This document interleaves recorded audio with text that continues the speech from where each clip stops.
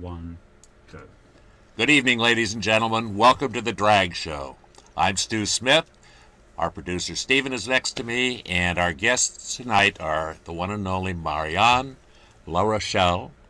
Did I get it right? Hi, yes. And Jose A. Guzman-Colon. Did I get that right? The Frenchman with a great ego from Fell Street, California. Actually, she's the Frenchman. You're the Frenchman. Spanish woman. My God, I thought you were She's the Peaches Frenchie. Christ a minute ago. But at any rate, we get to have this is a very special show. I've asked Jose to be on the show for a long, long time, and he agreed, and he's going to unveil something tonight that nobody has seen yet anywhere in the world except the printer and the publisher. So I'm going to turn it over to Jose and Marianne, who are going to tell us about this gift to the art world. Well, my name is Jose A. Guzman-Colon. I'm an artist slash art director, stylist, drag queen, a.k.a. Putanesca. Putanesca. Never want to forget that, where I come from. Drag queen. I pretty much have been doing performance art and drag, and been in the San Francisco scene for about 13, 14 years.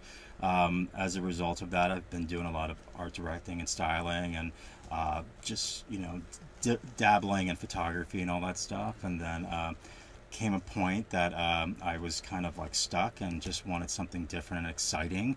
The universe provided something really special to me. And as a result of a good friend passing away, and in her letter she said, I want you to find something creative, to do something creative,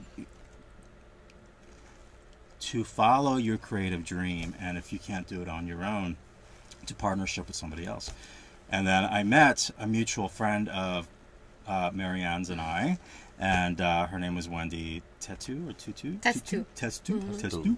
And we talked, and she's like, you have to meet Marianne Larochelle. She's an amazing photographer, and you two just really need to sit down and talk and, make magic. And then a few days later, like a week later, I'm sitting in front of Mommy Toby's, and this wonderful, gorgeous French woman walks down the street, and we sit down, and and it begins. It totally begins this magical journey. And I was one of the first queens that was photographed, and then Peaches Christ, and then so on and so forth. And then comes Marianne.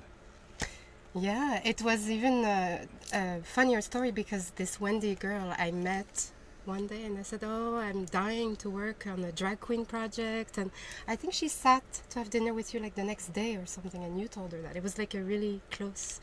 Isn't that... It was meant to happen, Yes, obviously. absolutely. It's amazing.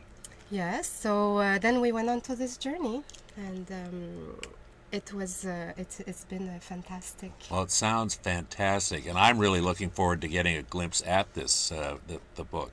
But first, let me ask each of you a couple of questions.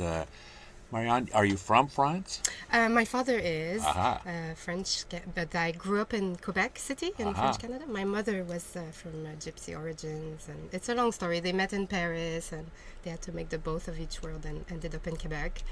But French being still probably your language of course, first yes. choice. I grew up in French, and Quebec City is not a very funky place, I was 3 and I already packed my bag to go to Australia.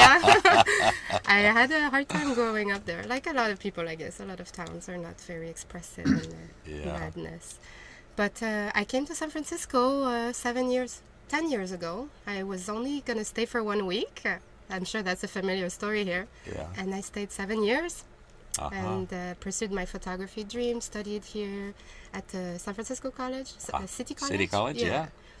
And I was in love with color photography, and of course drag queens for me are fantastic for color and everything. Vibrant, alive, exciting, yeah.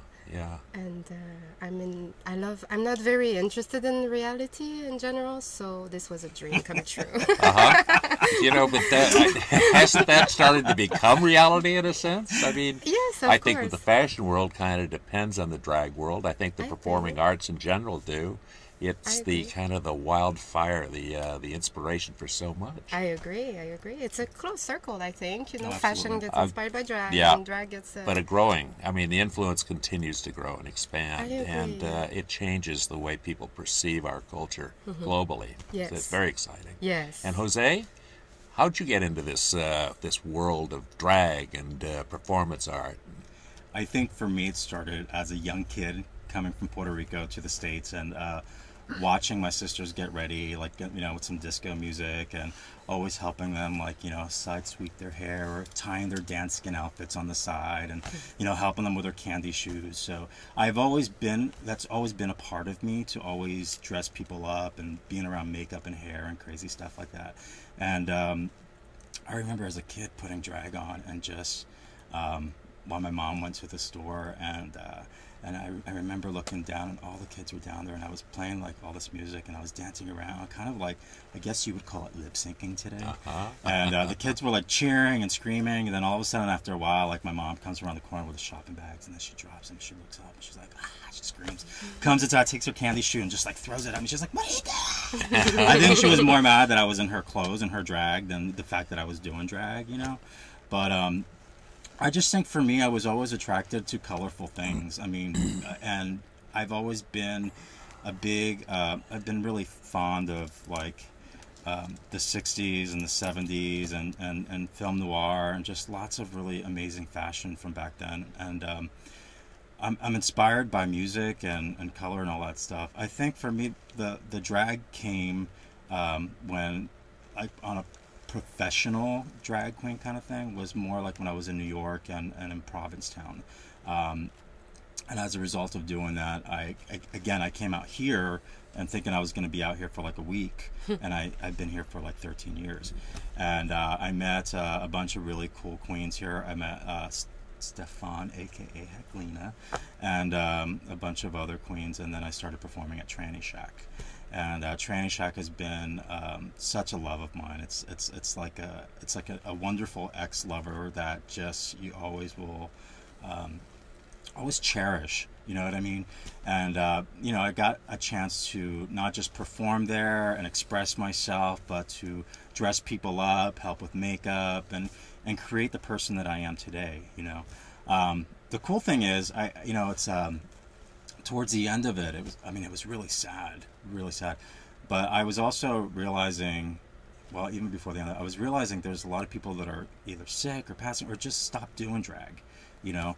And then I think that's another big reason, you know, we went ahead and did this book, because, you know, we're capturing a lot of beautiful images of performers and it becomes styles. a documentary. It's a Yeah, documentary. exactly. It's like a yearbook, a documentary of San Francisco, our community that we developed within our little, like, you know, melting pot of freaks and beauties. You know, I don't know. Did that explain the drag?